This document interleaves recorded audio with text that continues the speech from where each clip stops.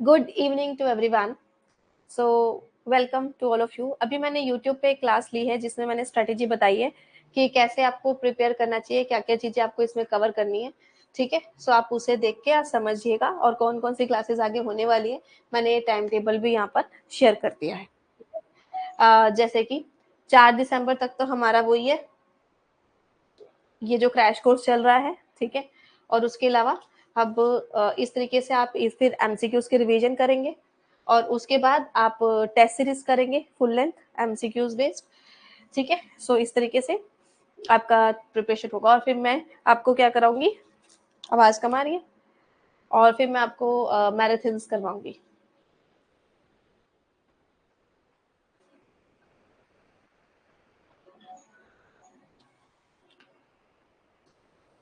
एक second.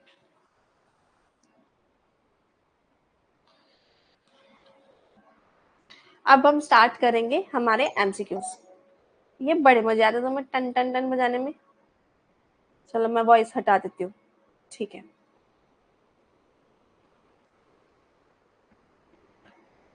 Hello. हाँ, आवाज तो सही है भाई, सही आ रही है ना? ओके, सो क्वेश्चन आपके सामने है। ओके, शुरू किया जाए। हो गया है शुरू, तुम भी हो जाओ शुरू। So which of following is an example of negative feedback in context of climate change? तो नेगेटिव फीडबैक का क्या है वो भी बता देंगे, कल बता देंगे आपको पेपर 2 वाली भी स्ट्रेटेजी। ठीक है, चलिए वैसे ऐसे ही करना है। बाकी बच्चों को सही आ रही है मेरी आवाज? हिमांशु, आपके फोन पे आवाज ऊंची करने का भी ऑप्शन होता है, करो। साइड में जो बटन होता है तेज करो उसको। ठीक है, बाकी सबको सही आ रही है।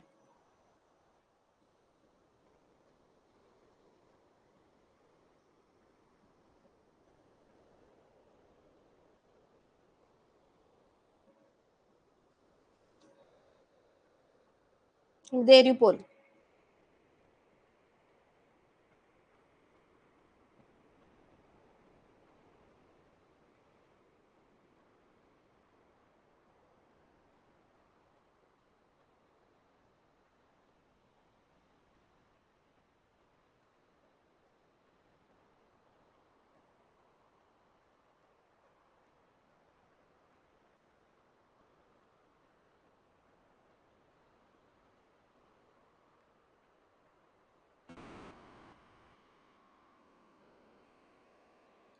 ठीक है, अब हम देंगे पोल।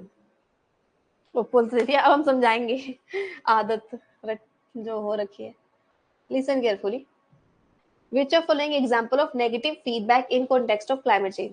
क्लाइमेट चेंज के केस में कौन सा नुकसान हमें हो रहा है? ठीक है, so ocean remove carbon dioxide from air.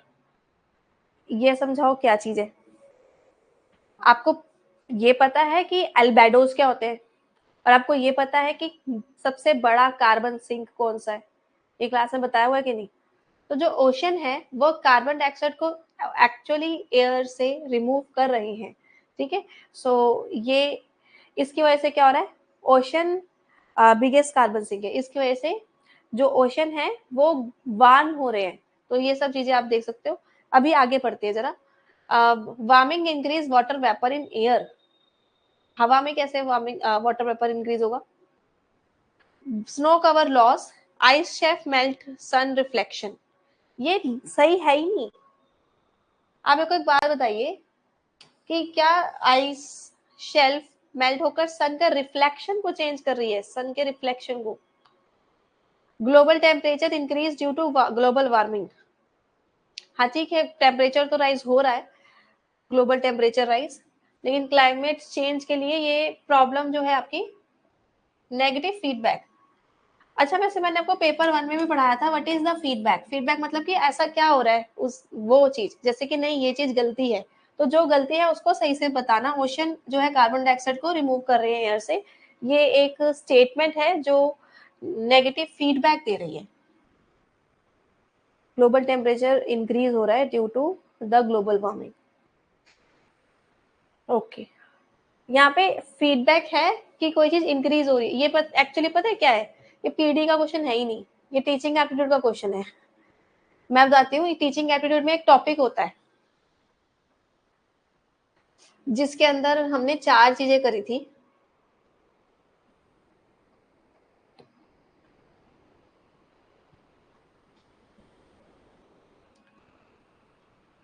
वो बाई चांस वो क्लाइमेट चेंज से रिलेटेड है इसलिए इधर आ गया कि एक होता है पॉजिटिव फीडबैक, एक होता है नेगेटिव फीडबैक, एक होता है पॉजिटिव फीड फॉरवर्ड और एक होता है नेगेटिव फीड फॉरवर्ड। मतलब इन्होंने मिक्स कर दिया इस क्वेश्चन को, पीडी को एंड टीचिंग एप्टीट्यूड को, राइट। हाँ वो उसी से ही है। सो यहाँ पर क्वेश्चन ने पूछा नेगेटिव फीडबैक बताओ, तो इसमें से ऑप्शन वाइज अगर पीपल डेवलपमेंट मैनेजमेंट के क्वेश्चन के हिसाब से देखें तो ये भी सही है, गलत नहीं है, और फर्स्ट वाला भी सही है, ये दोनों तो है ही नहीं, रेलिवेंट ही नहीं है।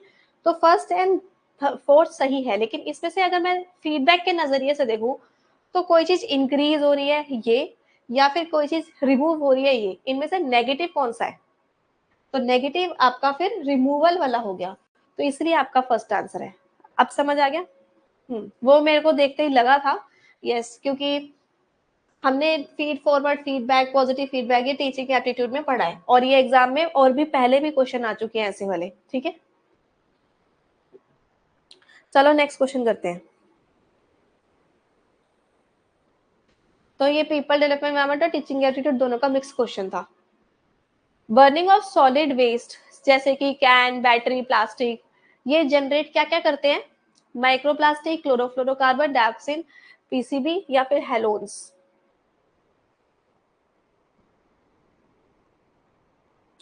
बिल्कुल कराएंगे प्राची, वो मेरा काम है, तुम्हारा नहीं।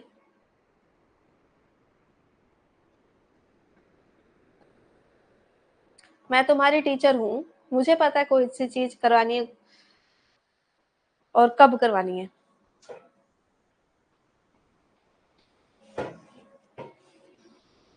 तुम्हारा काम है, अगेन शुरू से बोल रही हूँ, जो मैं पढ़ा रही हूँ वो करो, और जो नव क्लासेस ऐप में आपको कोर्सेज में दिया गया है वो पढ़ो। तो तुम्हें सरदर्दी लेनी क्यों है? मेरे हिस्से की सरदर्दी तुम क्यों लेकर बैठी हो? Why? Please reply, I can not find new topic, teaching aptitude PDF है उसमें, पीडीएफ वाले फोल्डर में क्रैश कोर्स वाली पीडीएफ का बनाया था मैंने, अपडेट करा है।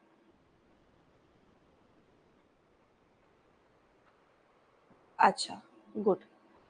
सो मैं पोल चला देती हूँ।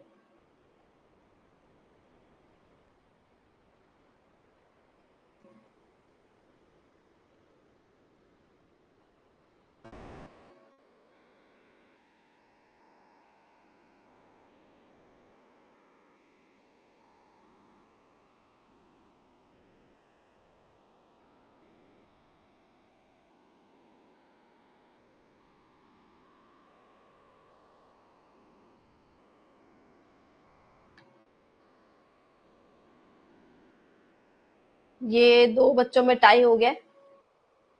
कंट्रोल एफ करके क्यों आएगा? क्योंकि तुम्हें सर्चेबल पीडीएफ ही नहीं दी, एफ करके कैसे आएगा? ये प्रॉब्लम है तुम्हारी, ठीक। सर्चेबल पीडीएफ तो मेरे पास है, आपको तो दी नहीं, आपको तो फोटो फॉर्म में आई है, एफ होगा ही नहीं। गो थ्रू करो।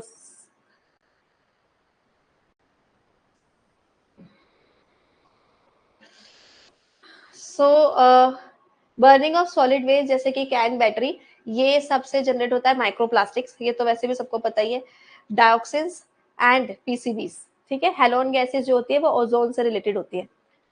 आवाज आ रही है? तो ओजोन लेयर को इफेक्ट करती है। दूसरी है डायोक्सिन्स जो होती है ये यस कार्सिनोजेनेटिक होती है, पीओपी है ये, परसिस्टेंट ऑर्गेनिक पोल्यूटेंट्स हैं ये, जिसकी वजह से कैंसर आगे जनरेट हो सकता है। अब बेटे की जान, अबे ये दोनों इन्होंने ओजोन वाले दे दिए थे, ठीक है, दोनों ही ओजोन वाले दे दिए थे, इसलिए एलिमिनेट हो गया। Next question.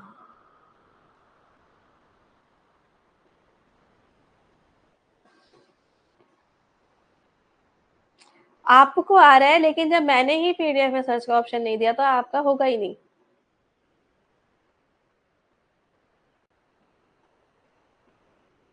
हाँ, आप कभी भी ले सकते हो पायली, जैसे ही लोगे तो वैसे ही आपका स्टार्ट हो जाएगा।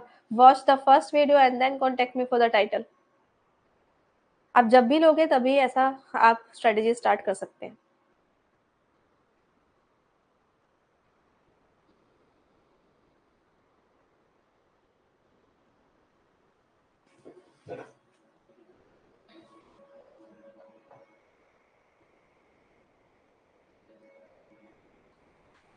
ये तो बहुत आसान क्वेश्चन है, दे रही बोल, ये सबको ही पता है। एलर्जन, मुटाजन, कार्सिनोजेनेटिक एंड अभी बता रही थी थोड़ी देर पहले मैं।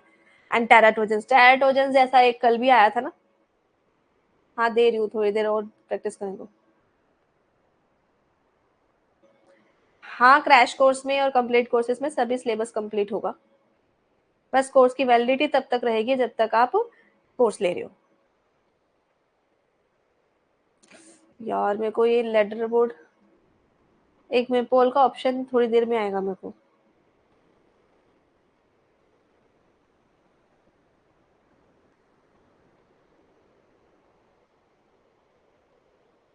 मेरा नहीं आ रहा पोल का ऑप्शन, एक बार और ट्राई मारती हूँ।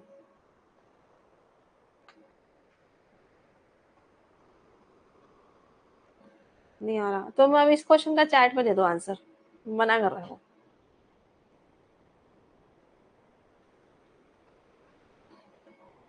हैं, सी और डी में तुम्हारी लड़ाई हो रही है, लेकिन जीतेगा कौन? डी। वो तुम्हारा इसी में कंफ्यूज हो गया आगे आके। डी करेक्ट है। देखो, एलर्जेंस जो है सब्सटेंस जो कि इम्यून सिस्टम्स को एक्टिवेट कर देते हैं, हमारा इम्यून सिस्टम कमजोर होता है तो। कार्सिजेनेटिक होते हैं, कैंसर जनरेट करने वाले, वो तो ये तो ऐसे आसान थे। अब एक टेराटोजन कल तो बताया था, फ्यूटस एम्ब्रॉयस को अफेक्ट कर देता है, प्रेगनेंसी इश्यूज कर देता है। यहाँ पे क्या लिखा है मैंने देखा नहीं अभी तक, लेकिन हाँ एम्ब्रॉय क्लास में करा रखा है ये। और मुटेशंस बेसिकली आपका है डैमेज, अल्टर जेनेटिक डीएनए में इफेक्ट कर देता है। Which of following example of natural climate forces? Now learner is best. Okay, congratulations. Natural climate forcing क्या होती है?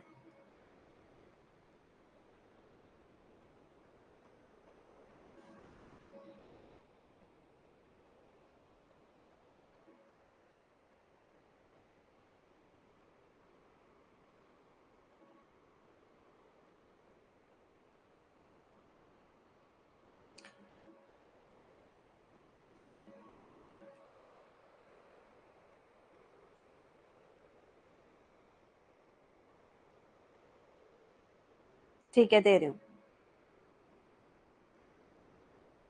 यार मेरे पोल को आज कुछ हो गया है, कुछ कुछ हो गया है इसको। तुम अब चैट में आंसर दे दो, ये टाइम बर्बाद करा रहा है, आ भी नहीं रहा है।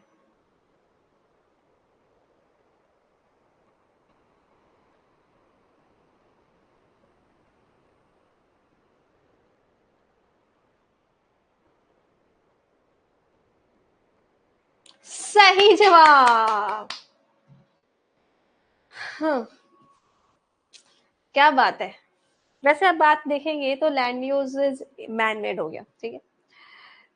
ट्रोपोस्फेरिक एरोसोल्स, ये धरती के ऊपर हम ही जीव है जो हम महान कार्य कर रहे हैं।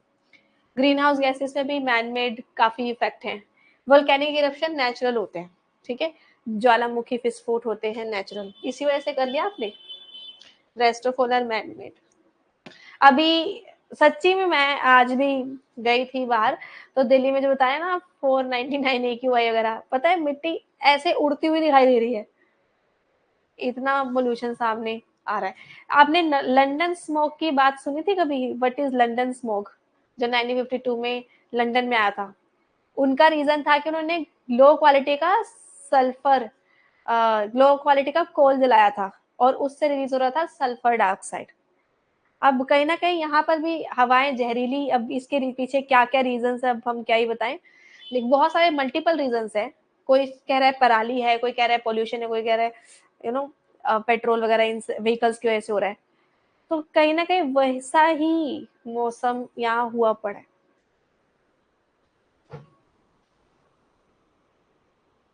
अभी थोड़ा अभी मैं देख रही हूँ ना, तो आंखों में जलन हो रही है, बाहर जाके ऐसे घूम नहीं सकते, अगर आंसू निकल रहे हैं वो जलन वाले, क्रैकर की वजह से भी। ठीक है, विच ऑफ फॉलोइंग बायोगैस बस लोगों का दम घुटना बाकी है। बायोगैसेस वाले इनमें से कौन से हैं?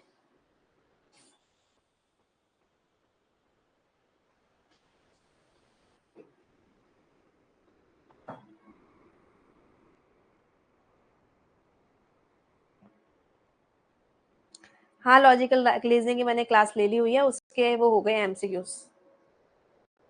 ठीक है, हम दे रहे हैं फोन।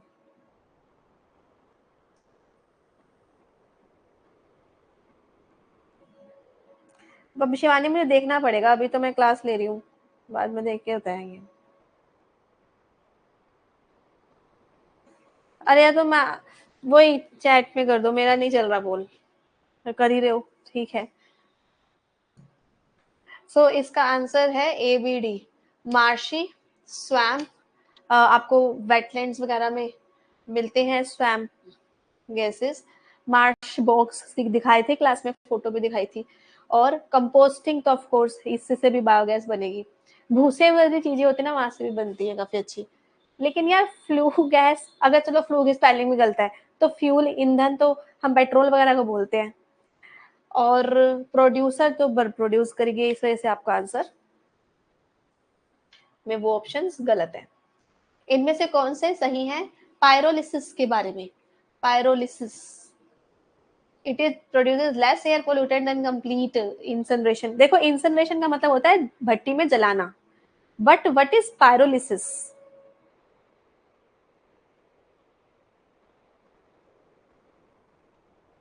थर्मल कंपोजिशन प्रोसेस, जो कि इसमें आंसर तो नहीं, लेकिन वो रुको,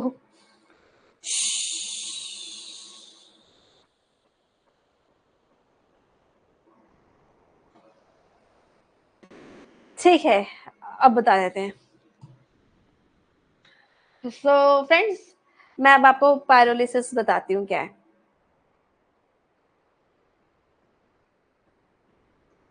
ये मेनू को स्लाइड दिखाती हूँ।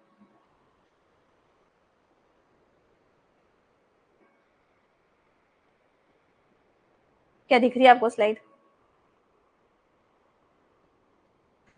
सो pyrolysis is thermodecomposition process है that occur in absence of oxygen और very low oxygen। ये प्रोड्यूस करती है less air pollutant than complete incineration। ये absence of oxygen में होती है। Instead of oxidisation, complete complex series है इसकी, डिकम्पोजिशन की, अदर केमिकल रिएक्शंस यहाँ पर होते हैं। ठीक है, एंड पायरोलिसिस जो है वो बहुत यूजफुल भी है मटेरियल, क्योंकि ये बायो ऑयल्स, सिनगैसेस या चारकोल वगैरह में यूज होती है, और हाई टेम्परेचर थर्मल प्रोसेस में यूज होती है। ठीक है, अच्छा, सेकेंड वाला में क्या है? Paralysis specifically occur in absence of the oxygen, जबकि उसमें लिखा है प्रेजेंस। अच्छा, बी वाला इसलिए गलत है। ठीक है,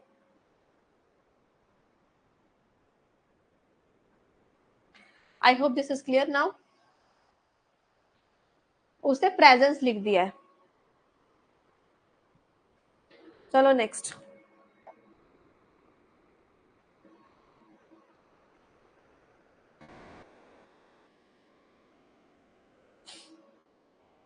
Which of following considered to be the finest particulate matter?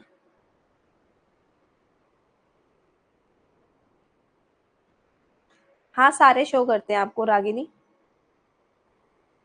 दोबारा लेने से भी करेंगे।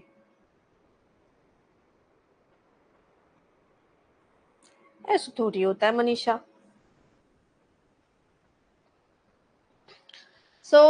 इसमें सबसे ज्यादा फाइन, सबसे ज्यादा छोटू है आपका न्यूक्लियरेशन मोड ऑफ पार्टिकल्स। ठीक है, क्या बात है, क्या बात है। तो आप इधर भी जाके चेक करके बताती हूँ मैं आपको।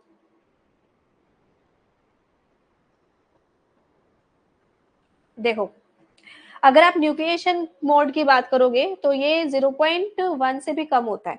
फाइन वाले जो पार्टिकल्स होते हैं 0.1 से 2.5 माइक्रोमीटर तक होते हैं। एक्टिन मोड वाले 0.01 से लेकर 0.1 माइक्रोमीटर तक होते हैं, लेकिन बड़े होते हैं न्यूक्लिएशन से, लेकिन ये न्यूक्लिएशन से बड़े होते हैं। और एक्यूमुलेशन मोड वाले जो है वो 2.5 तक आ जाएंगे, जो कि कोएगुलेशन, जैसे कि आपको फ्लॉक वगैरह में भी मैंने समझाया था, इन सब की वजह से भी होते हैं। ठीक है, सो समझ में आए क्या? अगला question, in Kyoto Protocol, how much targets are fixed for reduction of concentration of greenhouse gas below 9? Actually ना ये क्वेश्चन है कि ग्रीन हाउस गैसेस के बिलो कंसेंट्रेशन जो 2008 से 12 फर्स्ट फेज में चला था, वो एक्चुअली ग्लोबल इमिशन का कितना परसेंट तक ही कवर कर रहा था? है ये 5.2 is correct answer.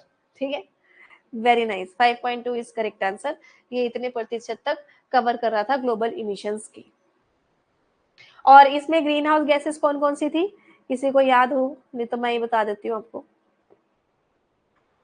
Carbon dioxide, methane, nitrous oxide, hydrofluorocarbon, perfluorocarbon and sulphur hexafluoride. फिर एक इसके अगले फेज में आई थी, सेकेंड फेज में, तो 2013 से 20 वाला। To understand global climate change GCM model are widely used. अब जीसीएम की भूल भूल गया है, पोल ही तो नहीं चल रहा। एनएफटी आईडी ठीक है, ये हुई ना क्लास लेने के फायदे।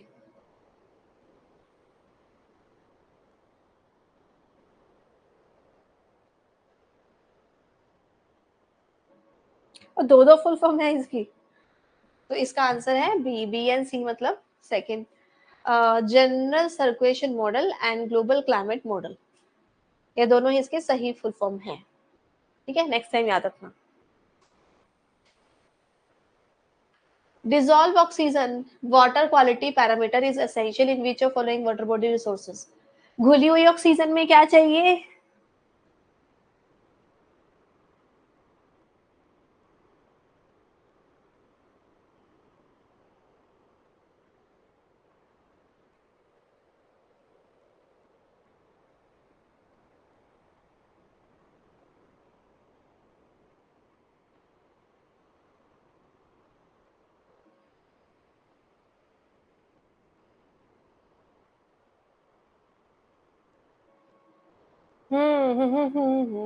सही बात है यार। रिवर वाटर ऑफ कोर्स, घुलना तो पानी में ही है ना उसने, फिर और कहाँ पे? ऑफ कोर्स पानी।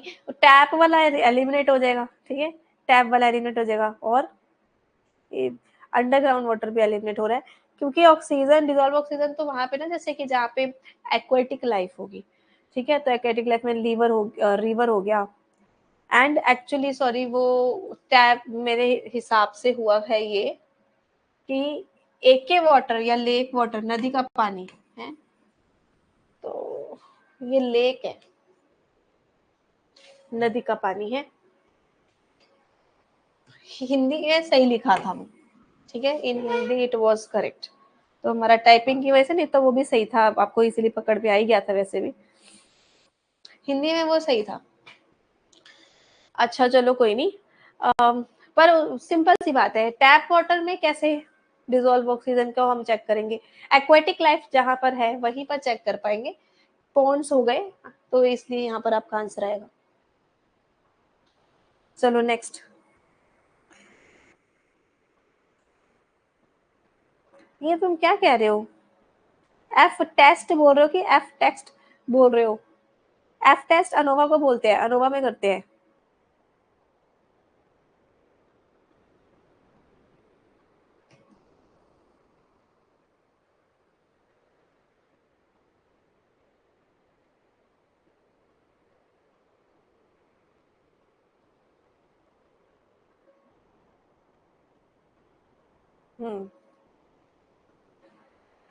सो इनब्रीडर रिएक्शन क्या होता है? सही है, बड़ा आसान है। Fissile material produce than it's consume. भाई दो आपस में मिलते हैं, फूम, ब्लास्ट होता है। या फिर अगर हम बोले फिजाइल की बात हो रही है उसकी, तो भी उसके अंदर आपका मटेरियल जो है जितना कंज्यूम हो रहा है उससे ज्यादा बनेगा फास्ट ब्रीडर रिएक्टर में, तभी तो काम होगा, तो नहीं होगा, फायदा ही नहीं। तो न्यूक्लियर रिएक्टर्स की बात हो रही है। What is called when nutrients in water body become excessive? ये इजी है, न्यूट्रिएंट ज्यादा होते हैं तो क्या होता है? मैं चेक कर लेती हूँ, पोल अप चल रहेगी नहीं, वो जंग लग गया, उसको नहीं आ रहा। मेरे यहाँ से एक सिक्का आने वाला है, वो अच्छा खासा। हाँ बच गए तुम। कुछ पढ़े लिखे बच्चे भी आंसर दे रहे हैं और एक पढ़ा लिखा बच्चा गलत आंसर क्यों दे रहा है क्लास लेके भी? यार न्यूट्रिशन ज्यादा होता है तो अनवांटेड एल्गी इंक्रीज होती है, यूट्रोफिकेशन बोलते हैं उसको। वो बेचारी मछली कैसे मर गई थी ग्रीन कलर के पानी में, एल्गी फॉर्म हो गई थी तब। बेशुदी मैं तुम्हारा भी देख लिया था, अब तुम नकली डी मत लेकर आओ मेरे सामने, दूसरों का देख के आंसर चेंज। एक मिनट रुको, रुको रुको। विच when nutrient water body become excessive, ये मैंने ये क्यों लिख दिया, यूट्रोफिकेशन आया था। रुको मैं एक बार चेक कर।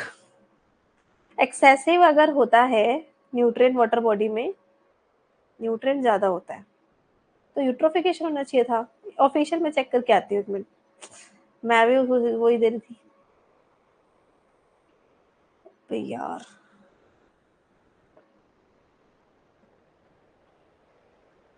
इसमें सेंटी ने बी क्यों दे दिया? बी दे रखा है। मैं एक मिनट और दोबारा पूरा क्वेश्चन पेपर देख के आती हूँ।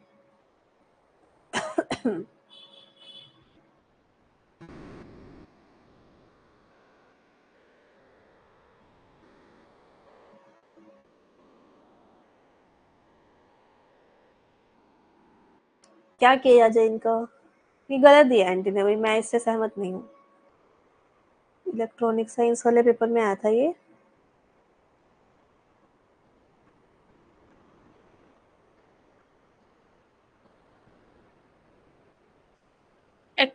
कम बोलता तो होता ना एक्सेसिव का मतलब। एक मिनट, एक्सेसिव का मतलब कम होता है क्या? जब एक जल क्षेत्र में पानी का अधिक रूप से किसी कमी हो जाती है, एक्सेसिव का मतलब कम होता है। एक मिनट रुकना।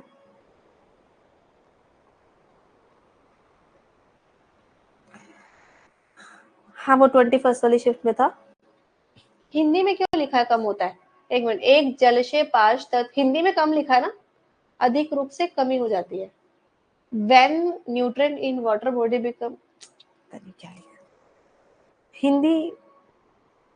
हाँ कम होता है तो ओलिगोट्रॉपिक होगा। एक मिनट मेरे को थोड़ी देर फोन वो खोलने दो, मैं बस ऑफिशियल वाली क्वेश्चन पेपर देख रही हूँ। तुम भी देख रहे क्या?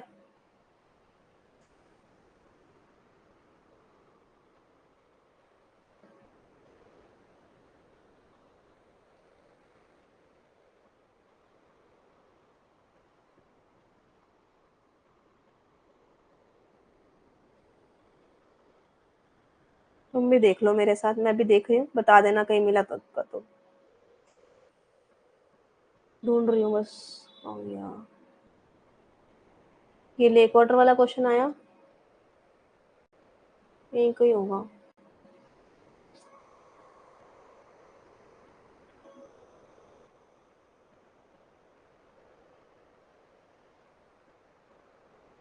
ये कहाँ है?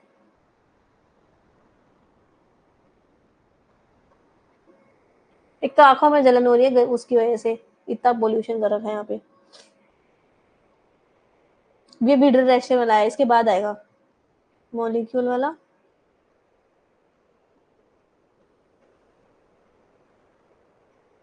अरे यही तो चक्कर है। हुआ ये कि क्वेश्चन हिंदी है, हिंदी को इंग्लिश करने में हमसे गलती हुई है, फिर वो कम हो जाते हैं लिखा है ना। एक मिनट, जब जलाशय पोषक तत्व अधिकांश रूप से कम हो जाते हैं, ठीक है, तो फिर उस हिसाब से आपका ओलिगोट्रॉफिक करेक्ट आंसर है, ठीक है। तो हम इसकी हिंदी सही कर देते हैं, नहीं इंग्लिश। कम को इंग्लिश में क्या बोलते हैं? रिड्यूस। एक्स एक्सिस ऑपोजिट,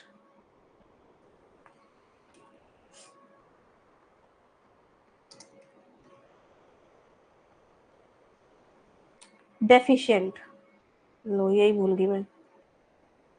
चलो वापिस आ जाओ।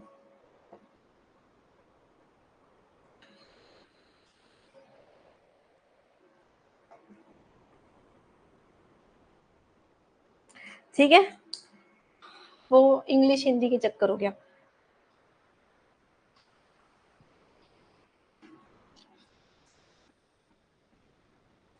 वो कुछ क्वेश्चन पेपर दिए ही हिंदी में, हम क्या करें।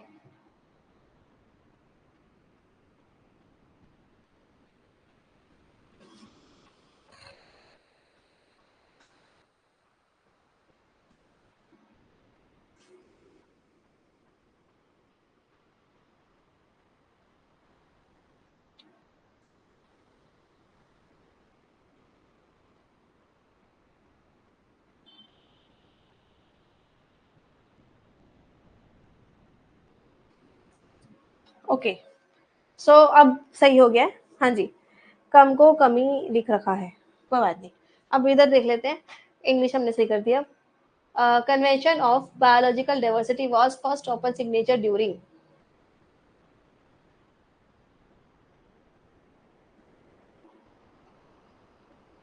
हाँ बिल्कुल, रिवीजन उससे भी हो जाएगा, और जो मैं करा रही हूँ इससे भी करो। बच्चों को बोलिए ज्यादा बॉम्ब छोड़े, पोल्यूशन रिड्यूस हो जाएगा, ना छोड़े, हाँ ना कि हाँ। अच्छा आप बोल तो आया नहीं रहा, आंसर देते रहो। सो अर्थ समिट, वो भी स्पेलिंग मिस्टेक है, बायोडाइवर्सिटी सीबीडी अर्थ समिट में आया था, करेक्ट है। हो गया है गड़बड़।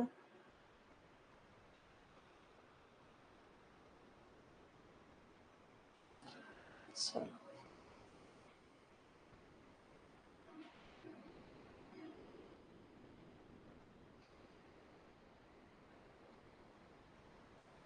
अर्थ समिट में आया था, ठीक है, ये यूएनएफसीसीसी वाला जिसमें आया था, तभी था ये।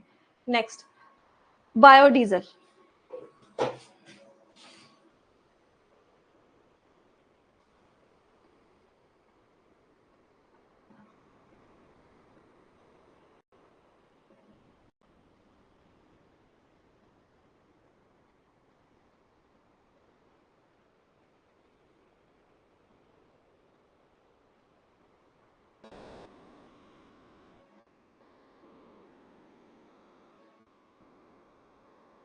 ठीक है, सो आपका आंसर बायोडीजल वाले का है। मैं पीछे हो जाऊं?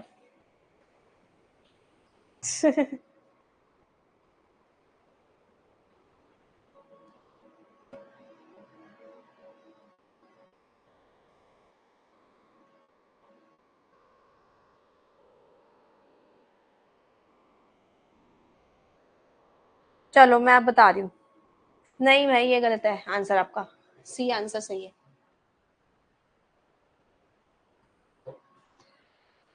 सो benefit of biodiesel over petrol होगा। अच्छा, पेट्रोडीजल, पेट्रोडीजल के बजाय बायोडीजल। हाँ जी, तो देखो ना, बायोडीजल बायोलॉजिकल टाइप, तो उससे फायदा ये होगा कि biodiesel contain virtually no sulphur, sulphur नहीं है इसमें। दूसरा, बायोडीजल सब लोगों कार्बन मोनोऑक्साइड इश्यू करता है। बायोडीजल बेटर लुब्रिकेंट है। और biodiesel emits significantly lower oxide of nitrogen than petrodiesel particle emissions. देखो सबसे बड़ी बात पता है क्या, डीजल की गाड़ियां बंद क्यों करी हैं पता है आपको? और डीजल की गाड़ियां इसलिए लॉकडाउन थोड़े दिनों का लगाया है, दिल्ली एनसीआर में, हर जगह नहीं, थोड़े दिनों के लिए लगाया है, क्योंकि ये पार्टिकुलेट मैटर बहुत ज्यादा रिलीज करते हैं। और सिमिलरली बायोडीजल भी पार्टिकुलेट मैटर, पार्टिकुलेट इमिशन काफी ज्यादा रिलीज कर रहे हैं। ये तो डीजल की कैटेगरी में ही दिक्कत है। तो वैसे बायोडीजल नाइट्रोजन ऑक्साइड लोअर नहीं करते, ये अभी भी उसका प्रेजेंट रहता है, पर पार्टिकुलेट मैटर जो नॉर्मल डीजल है वो काफी प्रोड्यूस कर रहा है, उसके बजाय बायो वाले में ये बेनिफिट है कि ये कम प्रोड्यूस कर रहा है। ठीक है, चलो, विच of following true about over fertile lake. हाँ, आई होप कि अब ये सही आप दे दे। पूरे दिल्ली में लॉकडाउन हो गया। नहीं, व्हीकल्स का किया है। जैसे जो स्कूल्स हैं वो बंद कर दिए हैं, ऑनलाइन कर दिए हैं कुछ 5th क्लास तक के, एंड इस तरीके से ज़्यादातर स्कूल ओवरऑल भी ऑनलाइन कर दिए हैं, जैसे लॉकडाउन में हुआ था। नॉर्मल जॉब वगैरह के लिए लोग जा सकते हैं। और हाँ, ऑफिसेस जॉब वालों को फायदा हो गया, सुबह 10 बजे से 5 बजे, आई थिंक 3:30 बजे तक ऐसा कोई टाइम निकाला है। ऑफिसेस का टाइमिंग छोटा कर दिया है ताकि लोग जल्दी अपने घर चले जाएं और पेट्रोल वगैरह का चक्कर ना रहे। अच्छा, सो गाइज ये क्वेश्चन जो है, quality of fish produce is impaired, which of following true about over fertile lake. ज्यादा ही फर्टिलिटी अगर है उसमें, ठीक है, तो वो ज्यादा ही उपजाऊपन है, तो फिश जो प्रोड्यूस हो रही है वो वहां पर गुणवत्ता की नहीं होगी, अच्छी नहीं होगी। ठीक है, हाँ, नाइट्रेट लेवल डिक्रीज। अब फर्टिलिटी में नाइट्रेट क्या करेगा? नेक्स्ट।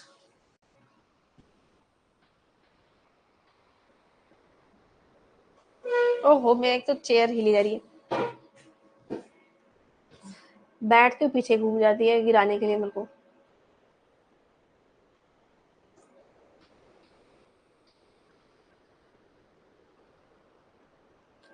ओवर फर्टाइल का मतलब क्या है, कोई मुझे ये बताएगा? मैं वापिस आना चाहूंगी इस पे। यूट्रोफिकेशन ही है। और तुम्हें यूट्रोफिकेशन के चक्कर में मछली तो दिखाई थी क्लास में। अब इतनी अच्छी मछली बनाई है, फिर भी भूल जाते तुम। वो बेचारी ग्रीन ग्रीन पानी में मरी पड़ी थी बेचारी।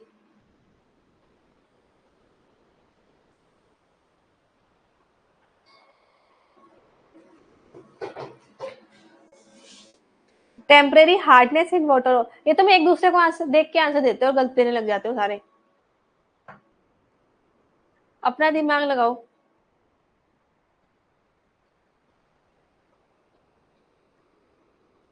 तो हार्डनेस का तो कल भी आया था क्वेश्चन। मछली के दो मुंह का। अच्छा, मैं पता है आज बाई चांस रास्ते में वहां गई थी बंगला साहिब गुरुद्वारे, और वहां पे हंस स्वैन उन्होंने डाली हुई है पानी में, ब्लैक कलर की, यूं करके टुंग करके अंदर जाती थी, फिर ऐसे करके बाहर आती थी। जैसे ही मैं कैमरा निकाल के वीडियो बनाने लगी, वैसे तो वहां पे वीडियो बनाना अलाउड नहीं है, मैंने हिम्मत करी कि कोई आसपास आ तो नहीं रहा, वीडियो बनाई, वो पटक के अंदर गई या बाहर ही नहीं आई। मैं कब 5 मिनट खड़ी रही, मैं कैसे एक फोटो नहीं खिंचवानी, मैंने तो आपको दिखाती। वाइट ब्लैक कलर की पहली बार ही देखी मैंने, इतनी लंबी उसकी गर्दन, ऐसे करके अंदर जा रही थी, ऐसे करके बाहर आई थी। कार्बोनेट हार्डनेस, ठीक है, तो कार्बोनेट हार्डनेस बोलते हैं टेम्पररी हार्डनेस को, क्योंकि ये कार्बन की वजह से कार्बन का कंटेंट उसमें काफी ज्यादा होता है, कैल्शियम कंटेंट भी काफी ज्यादा होता है हार्ड वाटर में। ठीक है, डक होगा, हो सकता है डक है कि स्वैन है। स्वैन की लंबी गर्दन नहीं होती, डक की तो इतू सी होती है। तुम्हें भी देखना है? बांग्लादेश गुजारे में मैंने आज देखी थी पहली बारी, वो जो सरोवर है वहां पर। ये टॉपिक बुक में है? अच्छा, ठीक है। हाँ, पर बहुत बड़ी नहीं थी, इतनी सी थी।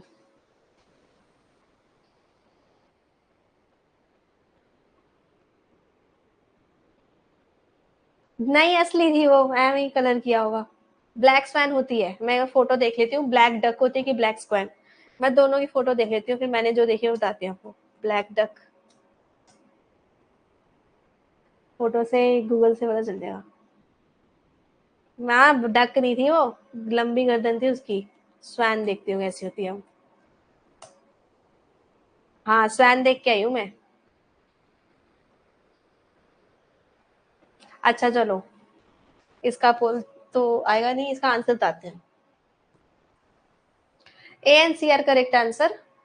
इनमें से कौन सा अल्टरनेटिव है? अबे यार, टारगेट्स में सीएफसी की जगह पे आपको हाइड्रोफ्लोरोकार्बन हाइड्रोक्लोरोफ्लोरोकार्बन यूज करने को कहा था ना, लेटर स्टेज तक। फिर उसके बाद इसके ऊपर भी उन्होंने लगा दिया था कि ये भी यूज नहीं करने। हेलोन गैसेस तो बहुत डेंजरस होती है, बहुत ज्यादा, परफ्लोरोकार्बन भी।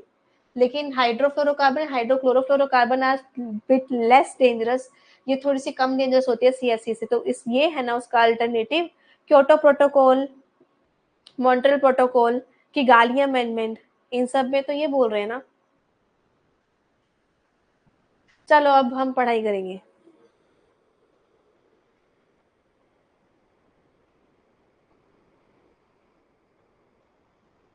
नेक्स्ट क्वेश्चन रीड करते हैं, बहुत लंबा क्वेश्चन है।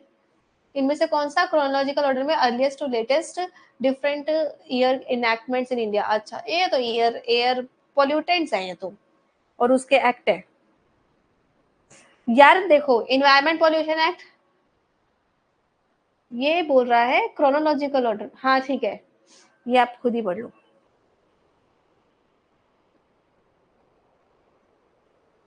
कैसे करूं मैं जूम, बताओ?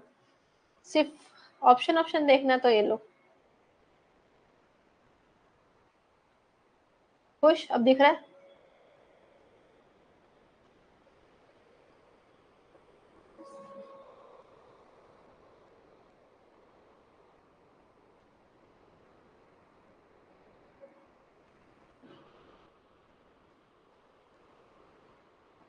सी डी सेम है? ऐसे कैसे? ना सेम नहीं है। Water, environment, air, water air and water और एयर और इन्वायरमेंट अलग है, अलग है।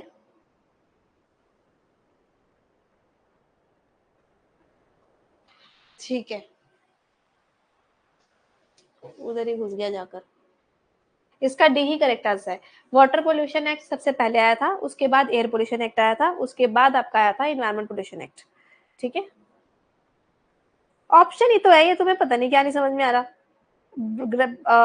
कॉमा कॉमा करके लिखा हुआ है।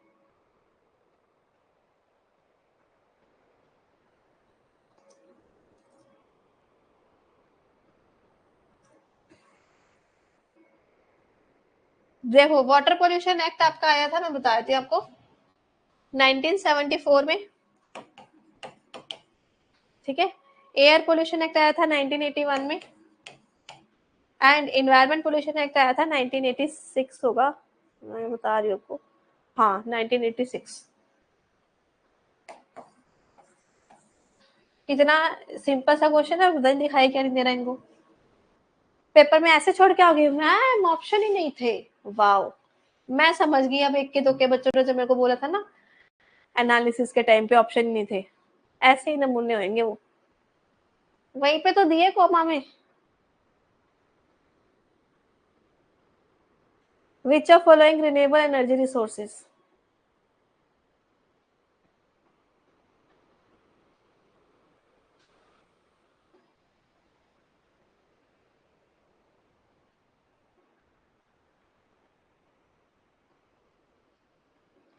रिन्यूएबल में से एक आधी चीज हट जाएगी, आपकी आंसर आ जाएगी। ये न्यूक्लियर हट गया। न्यूक्लियर के जो रिसोर्सेज होते हैं वो लिमिटेड होते हैं, तो आपका आंसर आ जाता है biodiesel, solar energy, hydro electric and wind. Which of following agency launched international environment education programme? अच्छा देखो, मैं जरा लैपटॉप का चार्जर लगा देती हूँ अपने।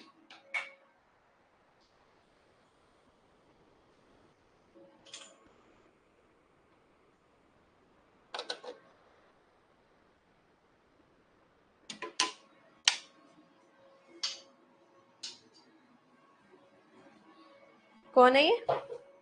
आपके अनुसार बी है? अभी बताते हैं हम आपको।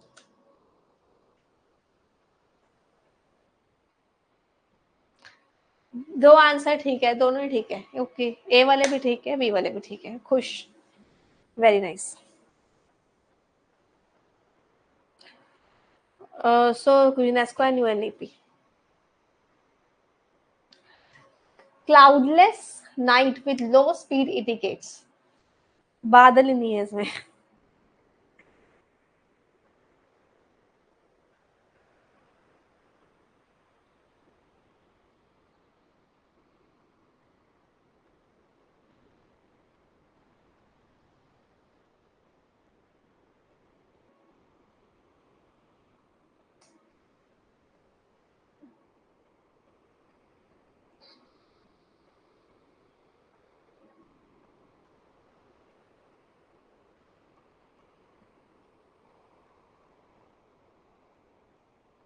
डी वाले सही है। अच्छा, मतलब कुछ भी। स्टेबल, अरे यार स्पीड भी नहीं है बेचारों की, बादल बने भी नहीं हुए, बारिश भी नहीं आ रही इसकी, ना इसमें तूफान आ रहा है, तो ये स्थिर है, समझे।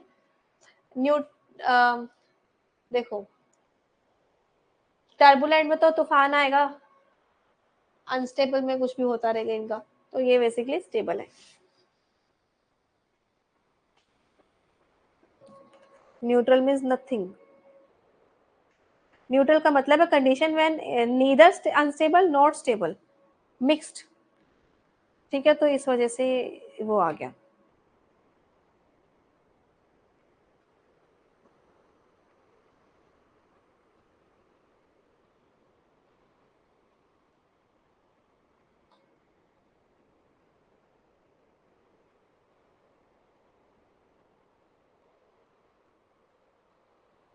ठीक है, ये तो बहुत आसान क्वेश्चन है यार, मतलब एसडीजी के गोल्स तो रटे पड़े हैं हमें। Arrange the Indian states descending order according to their climate vulnerability, कल भी किया था हमने बिल्कुल।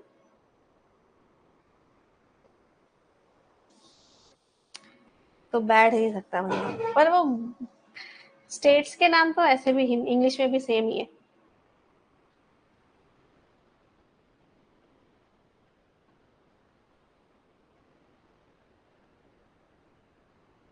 पीडी के ले रही हूँ सारे, और कौन सा चैप्टर है, पीपल डेवलपमेंट एनवायरमेंट ही करा रही हूँ इतनी देर से।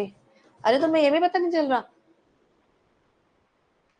सो arrange Indian states in descending order according to climate vulnerability, किन में क्लाइमेट रिस्क बहुत ज्यादा है, तो झारखंड, फिर उसके बाद यूपी, यूपी में काफी इश्यूज है, एंड मणिपुर, फिर आपका पंजाब आता है, फिर जाके महाराष्ट्र। एक मिनट, किस बेसिस पे, starting from most vulnerable to least vulnerable, climate vulnerability, climate change की वजह से कि उनको रिस्क है, रिस्की।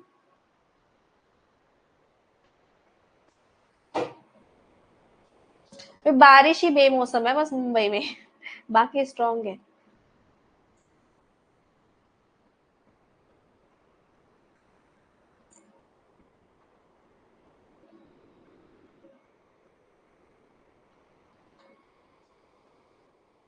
हाँ, ये क्वेश्चन है, indigenous knowledge resource management system is best can consider as, हमारा खुद का सिस्टम स्ट्रॉन्ग कैसे हुआ, अडेप्टेशन की वजह से, ढलने की वजह से सिस्टम के अनुसार। ठीक है, सिस्टम के अकॉर्डिंग ढल रहे हैं, अडेप्ट हो रहे हैं, मॉडिफाई हो रहे हैं, इसलिए आपका सेकंड इज करेक्ट आंसर।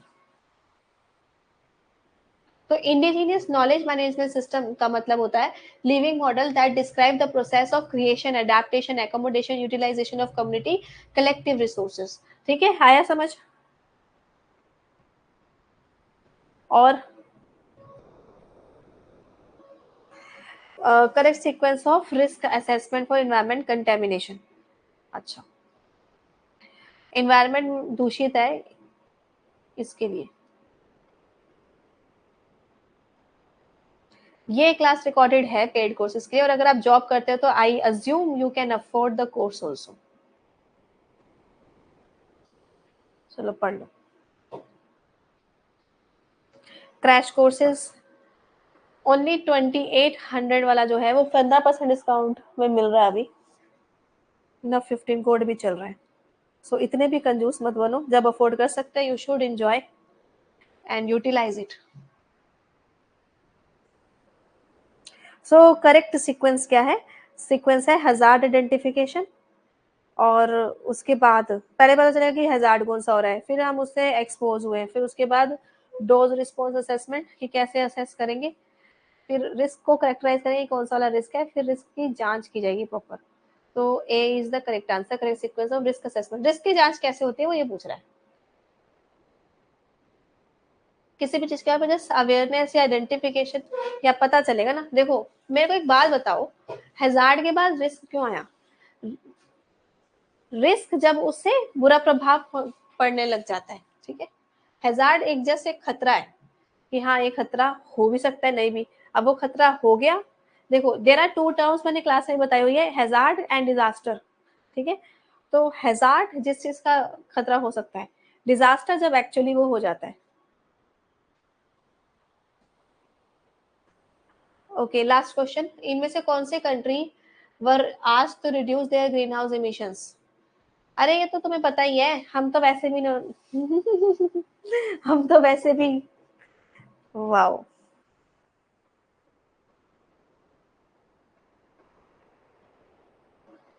यार मैंने पूरी एक्टिंग करी तब भी तुमसे आंसर सही नहीं आया है।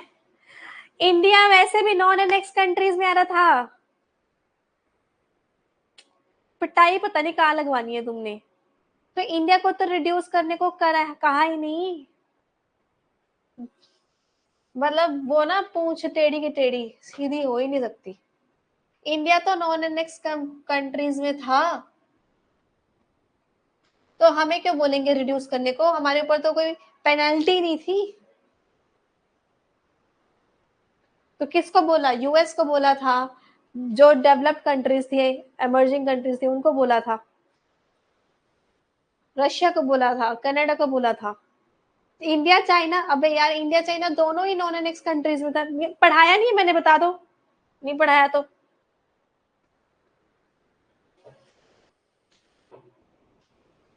यस, चलिए, सो अब हमारा ये क्वेश्चंस कंप्लीट होते हैं। कितने मार्क्स है आपको? अभी तो हम स्टार्ट किए हैं। पीपल डेवलपमेंट एनवायरनमेंट में we have already discussed if you have studied. ठीक है, चलो, इन ज्यादा नाम नहीं है, डेवलपिंग कंट्रीज था, हमें अलाउड था मिशंस करना, पेनल्टी नहीं थी हमारे ऊपर नेक्स्ट वाले पे। यूएस ने तो पेरिस कन्वेंशन पे कोप 23 में अपना नाम वापस ले लिया था। ये कोप 23 की बात हो रही है कि 1990s की बात हो रही है? ठीक है, सुबह 6 बजे मिलते हैं, और अभी संडे तक का ऑफर है ना 15 कोड का, उस टाइम से पहले लेकर पढ़ाई जारी कर सकते हैं। अच्छा, 30 क्वेश्चन हो गए आज, वेरी गुड। इस पर टोटल 177 पेज है, देखती हूँ जरा आप आज कहाँ पहुंचे हो, कितना टाइम लगेगा स्कोर। मेरे को लगता है अगली क्लास में हो जाएगा, 30 क्वेश्चन ही हो रहे हैं, 177 पेज है, तो 144 पे पहुंच गया आप। कल कल का दिन इसका लास्ट है। Thank you.